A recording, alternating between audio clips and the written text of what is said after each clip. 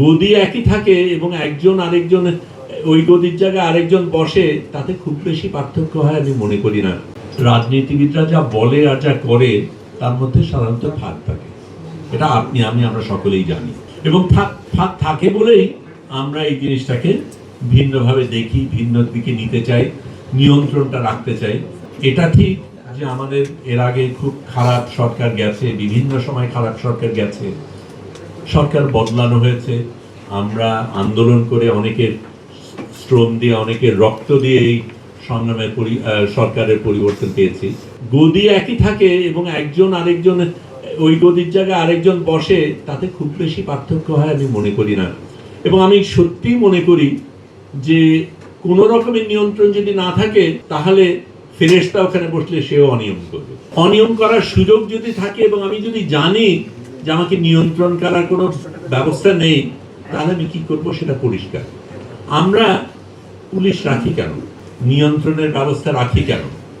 কারণ লোকে না থাকলে অন্যায় করে, নাহলে তো পুলিশ থাকারই প্রয়োজন ছিল না। আমরা তো সকলেই জানি কোনটা ভালো কোনটা খারাপ, এবং সেই অনুযায়ী যদি আমাদের চলার কথা, আমাদের ধর্ম আমাদের শেখায়, আমাদের ছোটবেলার থেকে আমাদের বলা হয় ভালো হয়ে চলো, সেটাই যদি যথেষ্ট হতো তাহলে তো এইসব লাগতো না। এগুলি লাগে এই কারণে যে নিয়ন্ত্রণ যদি না থাকে তাহলে আমরা সেটার অপব্যবহার করি, এবং সরকারের ক্ষেত্রেও সেটা সত্য, সকল ক্ষেত্রে সেটা সত্য। আয়নাঘর কতটা ভয়াবহ আপনারা কজন দেখেছেন জানি না, আমি কিন্তু নিজে গিয়েছি কাজ করার জন্য। আমি ক্রসফায়ারের উপর প্রদর্শনী করেছিলাম। ক্রসফায়ারের প্রদর্শনীটা যখন করি তার আগের কথা বলি, বিএনপি কিন্তু র্যাপকে এনেছিল, এবং প্রথম নামটা কিন্তু খুব ইন্টারেস্টিং ছিল, rapid action team, rat. BNP ওটা করার পরে বিএনপি আওয়ামী লীগ তখন আপত্তি জানায়, বদলাবে বলে।